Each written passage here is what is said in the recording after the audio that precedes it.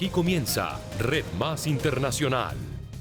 Hola, bienvenidos. Esto es Red Más Internacional. Buenas noches. Iniciamos con las noticias. Sube el tono en la segunda audiencia pública del Ucrania Gate. Hoy fue el turno de la ex embajadora de Estados Unidos en Ucrania.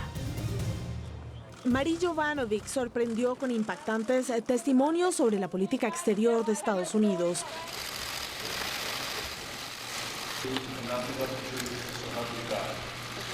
Su salida del cargo fue tan sorprendente como reveladora.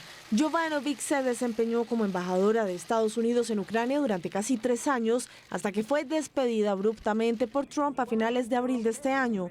El presidente del Comité de Inteligencia del Congreso, Adam Schiff, explicó sus motivos, por lo que aseguran que Trump presionó para removerla de su cargo. En su tiempo en Kiev, la embajadora Yovanovitch fue dura con la corrupción, demasiado dura con la corrupción para algunos y su postura de principios. La convirtió en enemiga, como dijo George Kent a este comité el pasado miércoles. No se puede promover principios y acciones anticorrupción sin enojar a las personas corruptas. Y la embajadora Yovanovitch no solo enojó a los corruptos en Ucrania, como el exfiscal general, sino también a ciertos estadounidenses como Rudolph Giuliani, el abogado personal de Donald Trump, y 2 personas acusadas de trabajar con él. Aseguró que de alguna manera se estaba convirtiendo en una piedra en el zapato. La embajadora Yovanovitch estaba sirviendo al interés de nuestra nación en combatir la corrupción en Ucrania, pero se le consideraba un obstáculo para el avance de la agenda personal y política del presidente. Por eso fue desprestigiada y dejada a un lado. Dijo que el abogado de Donald Trump, Rudolph Giuliani, y otras personas armaron una campaña de desprestigio en su contra y así justificar su despido. Desafortunadamente, como lo han subrayado en los últimos meses, no todos los ucranianos abrazaron nuestro trabajo anticorrupción. Por lo tanto, tal vez no fue sorprendente que cuando nuestros esfuerzos anticorrupción se interpusieron en el deseo de lucro y poder, los ucranianos prefirieron jugar con las viejas y corruptas reglas y buscaron eliminarme. Lo que sigue sorprendiéndome es que encontraron estadounidenses dispuestos a asociarse con ellos, trabajaron juntos y aparentemente lograron orquestar la eliminación de un embajador de Estados Unidos. La ex embajadora con 30 años de servicio a Estados Unidos aseguró haberse sentido desconcertada y se describe como una luchadora contra la corrupción. Aunque entonces y ahora siempre he entendido que serví a gusto al presidente, todavía me resulta difícil comprender que los intereses extranjeros y privados pudieron socavar los intereses estadounidenses de esta manera. Personas que aparentemente se sintieron obstaculizadas por nuestros esfuerzos para promover la política declarada de Estados Unidos contra la corrupción. Con 61 años y ante el Comité de Inteligencia de Estados Unidos, en medio de las audiencias públicas que empezaron esta semana, Yovanovitch quiso enviar un mensaje. Estos eventos deberían preocupar a todos en esta sala. Los embajadores son el símbolo de los Estados Unidos en el extranjero, son el representante personal del presidente. Siempre deben actuar y hablar con plena autoridad para abogar por las políticas estadounidenses. Si nuestro representante en jefe está arrodillado, limita nuestra efectividad para salvaguardar los intereses vitales de la seguridad nacional de Estados Unidos.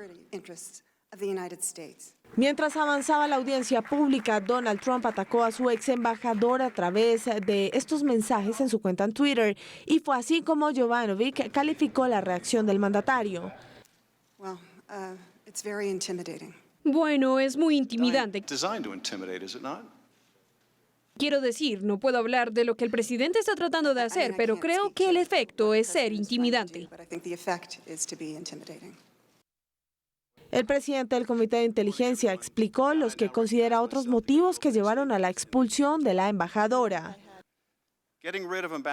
Deshacerse de la embajadora Yovanovitch ayudó a preparar el escenario para un canal irregular que podría llevar a cabo las 2 investigaciones que tanto le importaban al presidente: la teoría de la conspiración de 2016 y, lo más importante, una investigación sobre el contrincante político de Trump de 2020, a quien aparentemente temía, Joe Biden. Marie Yovanovitch ya había contado su testimonio a puerta cerrada antes de que fueran públicas y televisadas las audiencias, declaraciones que han sido seguidas por más de 13 millones de personas solo por televisión, sin contar quienes lo han visto vía streaming. Creo que deberíamos enjuiciarlo. ¿Por qué? Es un mentiroso, un engaño, no es un buen presidente.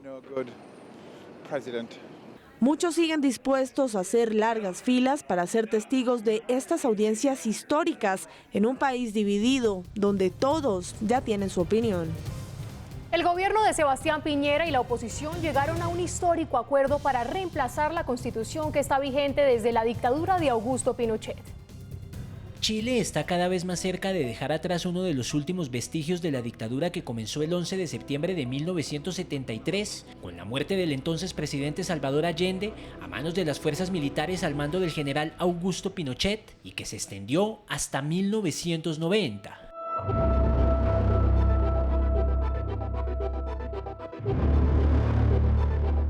Después de horas de intensas negociaciones, los principales partidos de la oposición y la coalición del gobierno de Sebastián Piñera llegaron a un histórico acuerdo en el Congreso en la madrugada de este 15 de noviembre para convocar en abril de 2020 una consulta popular por una nueva Carta Magna que sustituya a la que está vigente desde el régimen pinochetista. Han pasado 40 años para finalmente ver la posibilidad cierta de una nueva constitución en democracia.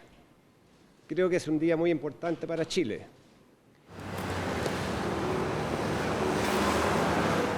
El plebiscito consistirá en dos preguntas: si se quiere o no una nueva constitución y qué tipo de órgano debiera redactar el nuevo texto, una comisión mixta constitucional, una convención constitucional o una asamblea constituyente. Bueno, paso por tanto a... Si el proyecto es aprobado en plebiscito, la elección de los miembros de una u otra instancia se realizará en octubre de 2020. Y espero que a contar de ahora los chilenos podamos empezar todos juntos a soñar y a pensar en la Constitución que queremos y que cobije de esa manera a todos los chilenos por igual.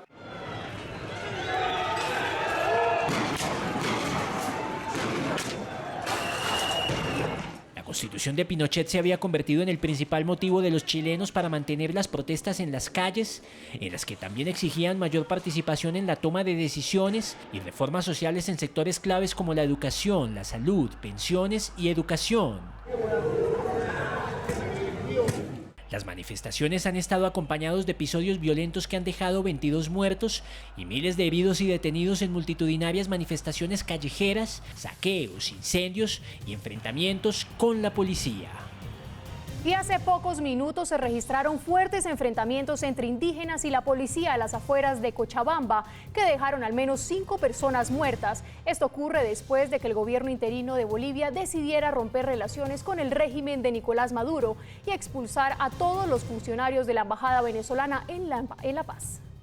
Por supuesto que se va a romper relaciones con el gobierno de Maduro. Nosotros reconocemos una Venezuela democrática. Así fue como el gobierno interino de Bolivia anunció el rompimiento de relaciones con el régimen chavista y la expulsión de todos los funcionarios de la Embajada de Venezuela en La Paz. Según la administración de Yanine Áñez, un grupo de venezolanos vinculados con la embajada de ese país en La Paz estaba atentando contra la seguridad interna, lo que coincidió con la captura de 9 venezolanos en territorio boliviano, quienes portaban insignias de la policía bolivariana y del Partido Socialista Unido de Venezuela. Obviamente, los bolivianos estamos preocupados porque existen grupos que están buscando desestabilizar el gobierno legalmente establecido y que está trabajando con la presidenta, al frente de la presidenta Yanine Áñez. La mandataria interina, por su parte, volvió a referirse al saliente Evo Morales y sus intenciones de regresar a Bolivia. Que si el presidente Morales vuelve, que vuelva, pero él sabe que también que tiene que responder con la justicia. Resulta de que nosotros lo que vamos a exigir es que la justicia boliviana haga su trabajo. Desde México, Morales respondió: por la democracia, si ellos no quieren que participe, no tengo ningún problema en no participar en las nuevas elecciones. Solo me pregunto, ¿por qué siempre tanto miedo a Evo? Entre tanto, la tensión en las calles aumentaba. La policía y los militares dispersaron una marcha de cocaleros que insistían en ingresar a Cochabamba. Y ante las recientes decisiones tomadas por el gobierno interino de Bolivia, los regímenes de Cuba y Venezuela han expresado su voz de protesta. Luego de la captura de 4 cubanos anunciada por el gobierno de la presidenta interina de Bolivia, Yanine Áñez, el régimen de Cuba respondió a través del canciller Bruno Rodríguez, quien argumentó que los ciudadanos detenidos eran médicos, por lo que reclamó a la paz su liberación inmediata. Si salimos, llegamos. Por su parte, el régimen de Nicolás Maduro, a través de su número 2, Diosdado Cabello, volvió a expresar su apoyo al expresidente Evo Morales. Se metieron en Bolivia y comenzaron a burlarse. Ahora los que se burlaron en Bolivia tienen la lengua en un bolsillo. Porque ahí está el pueblo en la calle, sobre todo los hermanos indígenas en la calle, reclamando la presencia de su presidente, nuestro hermano Evo Morales. Columnas de hermanos indígenas, interminables. Nicolás Maduro también se ha expresado para defender al exmandatario boliviano. Evo Morales, el hombre más bueno que yo he conocido en mi vida, el hombre más puro, más sano, más honesto, fue obligado por la violencia racista a renunciar bajo coacción. El propio Maduro ha instado a los militares bolivianos a que combatan para lograr que Evo Morales retome la presidencia de Bolivia. Y mucha atención, hace pocos minutos se registró una situación irregular en la sede del partido político Voluntad Popular en Venezuela. Vamos a esta hora con nuestro periodista Alexander Gómez. Buenas noches, Alex. ¿Qué está ocurriendo a esta hora en Caracas? Buenas noches, Margarita. Hace pocos minutos el régimen de Nicolás Maduro hizo un allanamiento en la sede del partido Voluntad Popular, al cual pertenece el presidente de la Asamblea Nacional Venezolana, Juan Guaidó. El allanamiento fue realizado hace pocos minutos por uniformados de las Fuerzas de Acciones Especiales FAES, adscritos a la Policía Nacional Bolivariana. Según como informaron algunos líderes de la oposición, varios encapuchados agentes del FAES llegaron a las instalaciones de Voluntad Popular, irrumpieron violentamente en este lugar y se llevaron celulares, teléfonos y además tuvieron retenidos durante varios minutos a varios dirigentes de esta colectividad política. El presidente interino de Venezuela, Juan Guaidó, reconocido así por más de 50 países, entre ellos Colombia, llegó minutos después al sitio y repudió el hecho.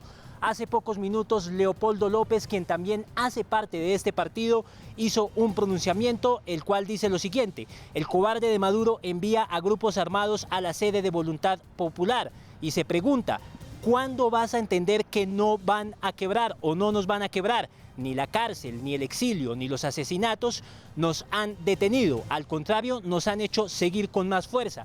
Todo esto ocurre a pocas horas de una movilización que tiene convocada la oposición venezolana para mañana sábado y que ha sido amenazada por varios dirigentes del chavismo, entre ellos el número 2, Diosdado Cabello, y el propio presidente Nicolás Maduro. Seguiremos muy atentos a lo que siga ocurriendo en Caracas, Venezuela. Es información con Alexander Gómez para Red Más Internacional. Alex, gracias por toda la información. La furia de la naturaleza no da tregua. Residentes y autoridades competentes de Venecia, declarada en estado de emergencia por las graves inundaciones, luchan literalmente contra viento y marea para salvar los tesoros culturales de la ciudad. Las inundaciones en Venecia fueron para algunos turistas una oportunidad para tomarse selfies o incluso nadar en la Plaza San Marco. Pero a medida que los días pasaban, los vientos cruzados que siguen amenazando la ciudad de las góndolas, que ya está en un 80% sumergida en agua, dejaron de ser un chiste. Casas, comercios, bibliotecas y monumentos históricos están siendo afectados por las inundaciones. Lo único que logramos hacer fue subir los libros lo que pudiéramos, pero desafortunadamente no fue suficiente y el agua entró por todos lados y como consecuencia cerca de la mitad de la librería se mojó. Quasi metà della libreria è stata completamente allagata. Yo pienso que seremos 70.000 euros. Creo que tenemos 70.000 euros en daños. Obvio, todavía estamos estudiando el nivel del daño y estamos intentando arreglar partes de la electricidad. Tiramos cerca de 1.000 euros en comida porque estaba en una gran nevera, pero se llenó de agua salada por la marea. La Plaza San Marco, notablemente afectada por el fenómeno natural, fue cerrada por orden de la alcaldía local. Y es que no solo el agua llega a un nivel de más de 130 centímetros, sino que el patrimonio cultural del municipio está en peligro.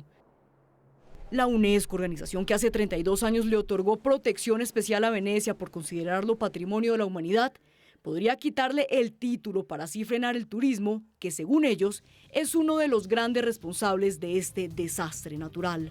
Los gobiernos de Rusia y Lituania canjearon 4 ciudadanos que estaban condenados desde 2016 por espionaje. En la operación, un ciudadano noruego condenado por el Kremlin también fue liberado. Pareciera una noticia sacada de los tiempos de la Guerra Fría.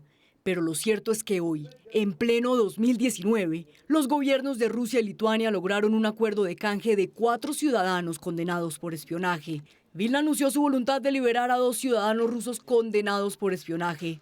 El coronel del Servicio de Seguridad Federal Nikolai Filipichenko, detenido en 2015 y condenado en 2017 a 10 años de prisión, y Sergei Moiseyenko, detenido en 2014 y quien recibió la misma condena. El gobierno de Vladimir Putin anunció actuaría con reciprocidad, por lo que también liberó 2 ciudadanos lituanos condenados a 12 años de prisión por espionaje. En el canje, el noruego Frode Berg, quien en abril fue sentenciado a 14 años de prisión por espionaje y había pedido su indulto al presidente Vladimir Putin, también quedó en libertad. Hoy, 15 de noviembre, la exitosa operación de canje fue completada y espero celebrar con los ciudadanos Mataitis y Tamosaitis y con el ciudadano noruego Frode Berg, quien regresó a Lituania. El canje tuvo lugar en uno de los puestos de control fronterizos. El ciudadano noruego fue entregado por autoridades lituanas al embajador y tiene la orden de dejar Lituania en las próximas 48 horas. Gracias por continuar con nosotros. Una fuerte ola invernal azota España. Tormentas de nieve e inundaciones se registran en el norte del país ibérico. El fin de año en España será uno de los más fríos en décadas. Este será el panorama en varias zonas del norte de la península ibérica durante el fin de semana y posiblemente durante meses, según agencias meteorológicas. Bastante mala. Trabajar mucho y vender poco, porque no llegas a la mitad de los sitios, pero bueno, hay que estar para lo bueno y para lo malo. La región noroeste se vio afectada por fuertes tormentas de nieve que bloquearon carreteras en Galicia y Asturias. Los colegios fueron cerrados debido a la falta de acceso y tránsito en gran parte de las comunidades. La Agencia Meteorológica Estatal de España, AEMET, emitió las alertas más altas, roja y naranja, en todo el país para nieve, lluvia, viento y marea agitada. La situación es muy parecida, han quedado incomunicados por la crecida del río, los hemos sacado, hemos llevado a un sitio seguro, hemos procedido al rescate y nada, y ahora vamos a empezar con el otro servicio. Servicios de emergencia debieron atender varios llamados de emergencia por inundaciones y vientos de hasta 120 kilómetros por hora, que tumbaron árboles y causaron daños materiales. Reportan la posibilidad de tormentas durante el fin de semana en toda España. El tráfico fue restringido en algunas áreas y autopistas como la que conecta la región de Asturias y León fueron cerradas por la peor acumulación de nieve en más de una década. Bomberos en Australia siguen trabajando contrarreloj para evitar que sea mayor el daño ya causado por los incendios que no se detienen.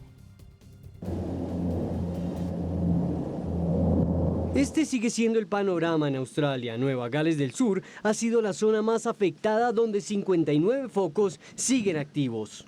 Es muy malo y muy peligroso con el viento atrás. Hay una gran posibilidad de que pueda aumentar su velocidad y muy rápido. Son bastante peligrosos para combatir y es por eso que estamos aquí. Más de 1 millón de hectáreas ya fueron consumidas por las llamas, 270 hogares, y los incendios, lejos de desaparecer, parecen hacerse más fuertes.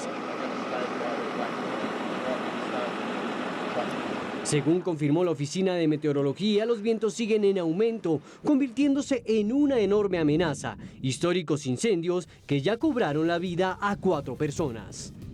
El régimen de Irán anunció el inicio del racionamiento de gasolina que ayudará a subsidiar a cerca de 18 millones de familias.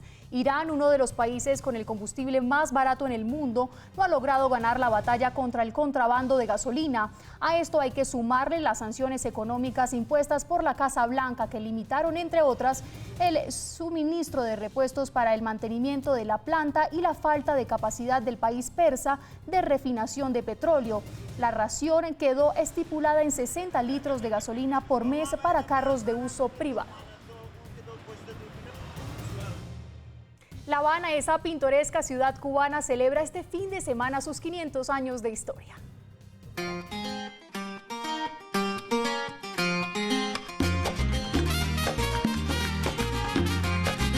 La Habana, la que algunos llaman la capital más hermosa del idioma español, celebra 500 años de historia, de folclore y cultura. Mágicamente, o por una serie de fenómenos políticos, económicos y sociales, permaneció como intacta, esperando su momento. Fundada por Diego Velázquez de Cuéllar el 16 de noviembre de 1519, la capital cubana es la tercera ciudad más poblada de la región del Caribe.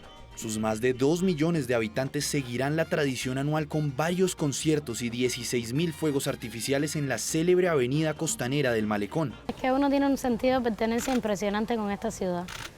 A mí que me gusta el monte, todo el mundo piensa que yo soy de otro lugar. Cuando la gente me va hablando así con tanta pasión de los ríos y demás, dice, ¿tú eres de Oriente? No, yo soy de La Habana. Como habanero la recorro todos los días como si fuera la primera vez. Todos los días ves algo nuevo que no viste el día anterior, aprendes algo nuevo de La Habana. Conocida como la llave del Nuevo Mundo y antemural de las Indias Occidentales, La Habana es patrimonio histórico, arquitectónico y cultural, expresado en la fusión entre europeos, africanos y aborígenes en un inicio. La Habana, caminando y conociendo La Habana. Para todos los lugares, para allá, para acá, para aquí, para allá. A pie, no en carro. Camina para aquí, cogiendo para allá y mira. Castigándote el sol ahí constantemente. Ahí donde tú conoces La Habana. Desde el Vaticano, el Papa Francisco envió sus bendiciones y pidió porque la celebración sea un motivo para renovar la esperanza. No importa si uno piensa de una manera u otro piensa de otra. Que haya amor, que haya concordia, y así se fundamenta la unidad del pueblo cubano. Yo recuerdo con cariño, cuando los visité, qué pueblo grande. El centro histórico habanero fue declarado como Patrimonio de la Humanidad por la UNESCO en 1982. Junto a componentes étnicos y culturales, convierten la ciudad en una importante receptora de turismo internacional y en el centro de la vida de todos los cubanos. Una ministra de Hong Kong resultó herida durante protestas pro democracia en Londres, mientras los manifestantes paralizaron el Estado autónomo por 5º día consecutivo. Las marchas antigubernamentales de Hong Kong se hicieron sentir en suelo europeo. Varios manifestantes que apoyan la causa prodemocrática hongkonesa se reunieron en el centro de Londres para acribillar a la ministra de Justicia de la excolonia británica, Teresa Chang. La política fue blanco de gritos que la calificaron de asesina y vergonzosa. El evento en el que debía hablar fue cancelado debido a presuntas lesiones corporales sufridas. Necesito señalar que el terrible ataque al funcionario de Hong Kong ocurrió en el Reino Unido. Estaba directamente relacionado con ciertos políticos británicos que confunden lo correcto con lo incorrecto en el tema de Hong Kong y su apoyo a actos violentos, ya que dan una plataforma a aquellos que están en contra de China y quieren crear caos en Hong Kong. China presentó una queja formal ante el Reino Unido e instó a las autoridades británicas a llevar a los responsables ante la justicia. El Estado autónomo se vio paralizado por 5º día consecutivo, con miles de manifestantes establecidos en varias universidades y bloqueando numerosas calles. La policía instó a las instituciones a oponerse firmemente. Las universidades se han convertido en un campo de cultivo para delincuentes y alborotadores. Muy alarmante. La acumulación de armas no muestra señales de detenerse. Los alborotadores han tomado el control del campus y pasan días y noches recolectando objetos para barricadas, haciendo bombas de gasolina e incluso practicando tiros con arco. Varios sectores de la economía han sido paralizadas y es incierto cuándo podrían finalizar los enfrentamientos. Alrededor de 4.000 personas han sido arrestadas desde que los disturbios comenzaron en junio. La empresa automotriz alemana Volkswagen anunció que invertirá cerca de 60.000 millones de euros en el desarrollo de carros eléctricos, híbridos y tecnologías digitales.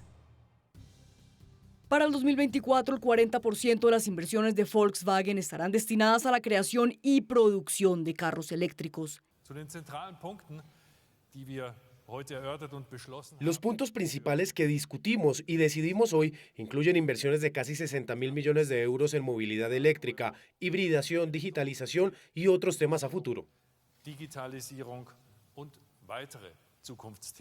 La meta, comercializar cerca de 26 millones de automóviles de este tipo en todo el mundo para el 2029, lanzando 75 modelos 100% eléctricos y 60 modelos híbridos. Un objetivo que no solo intenta renovar el parque automotriz de la empresa, sino superar el escándalo del Dieselgate, en donde la rama judicial alemana acusó en 2015 a Volkswagen de instalar ilegalmente un software para alterar los resultados de emisiones de gas de sus carros. La electrificación no es una apuesta. En Volkswagen es una estrategia con un plan de implementación muy concreto. Así es como vamos a cumplir con las normas de emisiones de CO2 mucho más estrictas de la Unión Europea a partir de 2020. La electrificación es, de lejos, la forma más rentable a la movilidad libre de CO2, por lo tanto, correcta. Frente a los rumores de una posible alianza entre Volkswagen y Tesla, compañía enfocada en la producción de carros eléctricos, los directivos de la casa automotriz alemana desmintieron los rumores, argumentando que son compañías diferentes con objetivos diferentes. Una universitaria británica de 23 años creó un plástico biodegradable a base de residuos de pescado. Lucy Hughes recibió el Premio Internacional James Dyson, un galardón de diseño por su proyecto Marinatex, que convierte la piel y residuos de pescado en un plástico consistente y biodegradable. Creé Marinatex para mi proyecto de último año.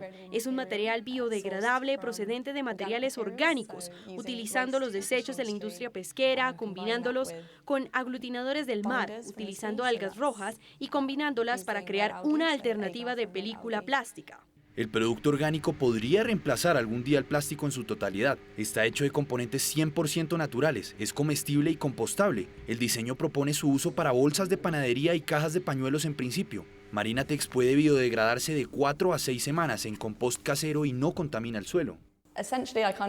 Esencialmente, cuando sentí las pieles y las escamas en mis manos, pude ver que había un potencial encerrado en ellos. Era tan flexible, pero flexible y fuerte. Me sorprendió que la naturaleza pueda hacer tanto desde tan poco. ¿Por qué necesitamos tener cientos de polímeros artificiales cuando la naturaleza ya tiene tantos disponibles? Hughes comenzó su proyecto investigando formas de reducir los desechos creados por la industria pesquera. Le tomó varios meses de pruebas y más de 100 experimentos antes de que descubriera el método correcto. Según la Universidad de Sussex, la industria produce 50 millones de toneladas de residuos a nivel internacional y más de 492.000 toneladas en el Reino Unido. Se llevó a cabo la entrega de la 20ª edición de los premios más importantes de la música latina, los Latin Grammys. Rosalía arrasó el jueves en los premios Grammy Latino. La española se llevó 5 gramófonos, entre ellos el de mejor álbum pop contemporáneo y mejor canción urbana. Gracias a toda la gente que apoya mi música. Intento, de verdad, trabajando muy duro, intento siempre a estar a la altura de vuestro cariño y vuestro support. Otro de los ganadores de la noche fue Alejandro Sanz, quien se llevó 3 estatuillas, incluidas la de mejor grabación por Mi Persona Favorita, que hizo con Camila Cabello. El Grammy a mejor canción que premia a los compositores fue para Calma de Pedro Capó. También estuvo la mexicana Thalía, quien recibió un reconocimiento a su carrera. La música que oímos siempre es la música que hoy día mueve al mundo. Es la música latina que hoy es la cultura popular global. La gala en Las Vegas incluyó presentaciones sorprendentes como la de Vicente Fernández con su hijo Alejandro y su nieto Alex.